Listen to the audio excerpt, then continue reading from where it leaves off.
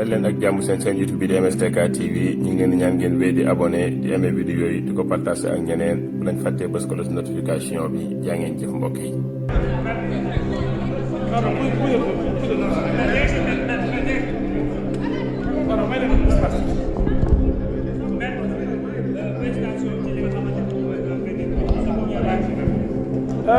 Une réaction de satisfaction. Après plusieurs heures de débat contradictoire, la vérité a jailli.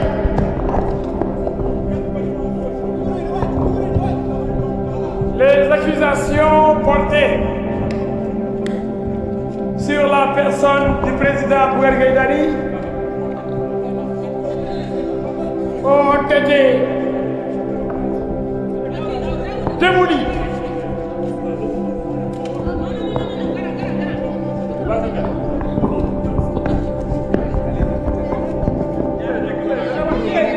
Je pense que je dois attendre que Massali termine. Permettez-moi d'attendre que M. Massali termine, parce que c'est de la cacophonie. Et comme nous sommes ensemble, défendons tous Bougane, je vais laisser terminer, après je demande.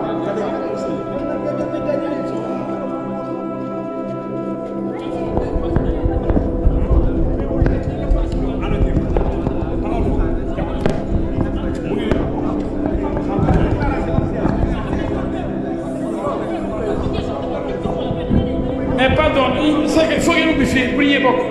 Il faut que nous m'ayons. Vous m'assez pareil. Il ne faut pas que nous discutions. Vous devez nous poser des questions.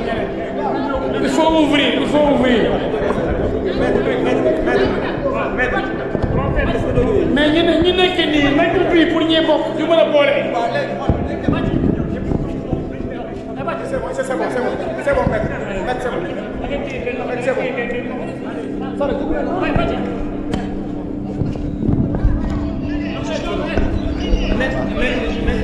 Quelle a été la décision rendue aujourd'hui par le juge?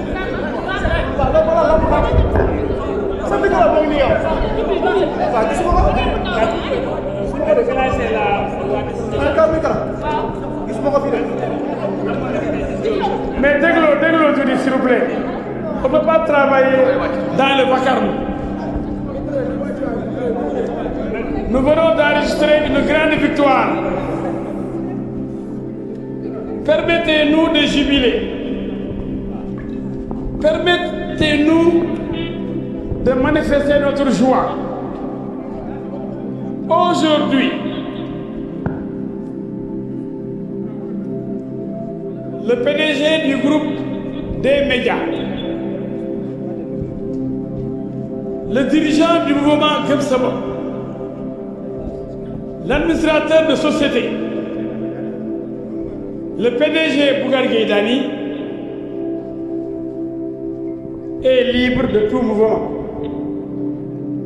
Le tribunal vient de le relaxer 2 fois.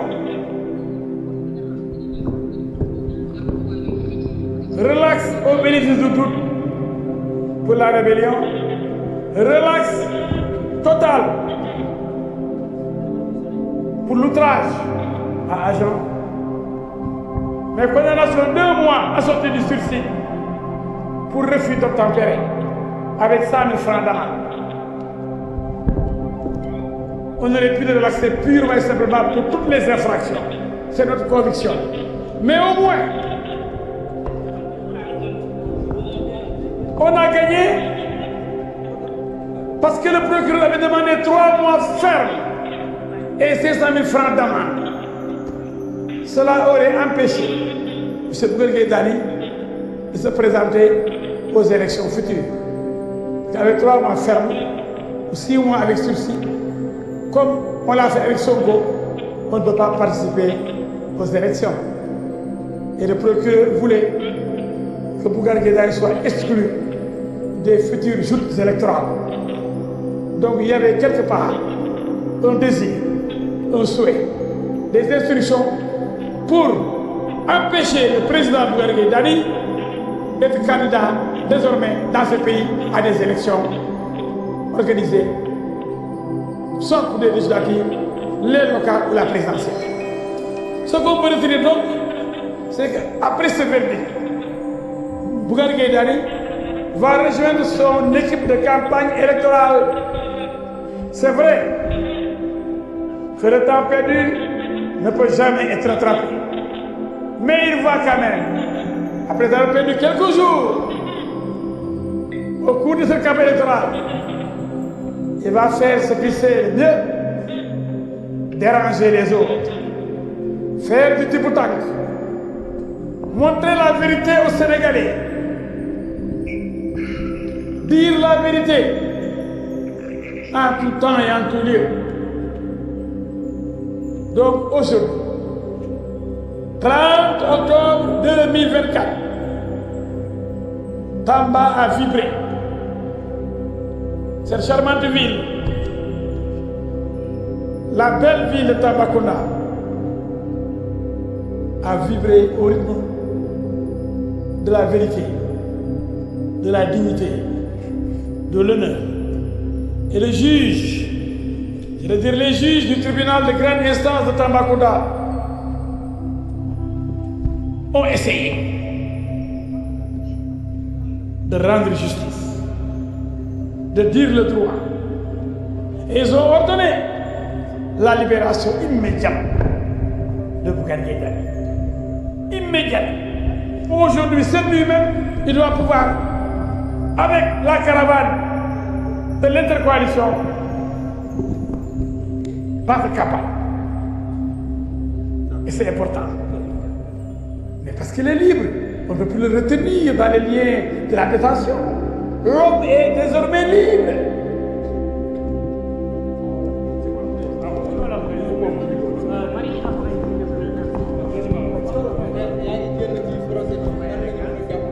xanaa ñu ne alhamdulilah rabbil alamin. allahumma salli ala sayyidina Muhammad. jërëjëfati yàlla kenn amul fayam. yow allahu akbar. Dieu est grand. tey jii ku seetaan tey procès bi daan lu tax procès am. lii yëpp pour lii témoin gendarme bu ñëwee ne gisuñ benn outrage kenn waxu ci dara lu ñaaw du Bougane bi ñu ànd ba tax procureur xaw a mer ndax moom moo yokkoon délit boobu bu njëkk na ñaan refus d'obtempérer et rébellion ci loolu lañ ko laaj bu tontu mu leer naa ñu xamul lu muy def bi ñëwee Tamba lu bokk ci PV procureur jàmbaas yokku ci outrage agent ban agent ba léegi waxu ci kan la xanaa agent extraterrestre la buñ outragé c'est ridicule boobu tribunal nee na relaxé na ci totalement Bougane Gueye Dany ndax gendarmerie ci boppam ñoo ko satal ba seen bicc rébellion bi nee na moom am na dara leer ko ci rébellion te kenn neewul Bougane dafa xeex ak gendarmerie ni du ma taxaw nangam donc relaxé na au bénéfice du tout.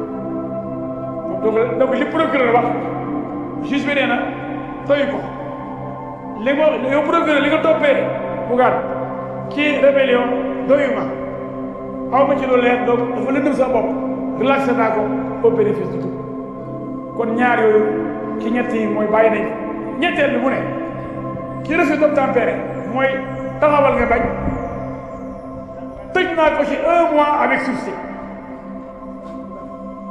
1 mois avec sursis ak 1 mois avec sursis ak 100 000 francs d'amende loolu léegi d'accord ci mën nañ koo nangoo gum ndax day tax Bougane génn mën a fekk ay ñoñam fekk njabootam gi fekk ñi mbokkal coalition yi muy sàmm sa kàddu muy takku wàllu intercoalition kon tey Bougane guddi na defe naa mais guddee guddi war a mën a reere ginaar war a mën a jot ànd gaañ yi yëngal gaal gi yëngalaat gaal gi tibb tànk dóor wane lépp leer Sénégal jëm kanam kon ndam lu rëy tey la ñu am moom la Bougane am moom la Sénégal am moom la monde bi am ndax ñëpp adduna bi yëpp ñu doon déglu Sénégal kon Tambacounda bi ñëwoon Tambacounda bi ñoo ñàkkal fay leen feeñ def ak magistrat yi bu mën a sanctionné magistrat yi ñu dañ leen a mere ñoom ñu ngi leen Tambacounda tey Tambacounda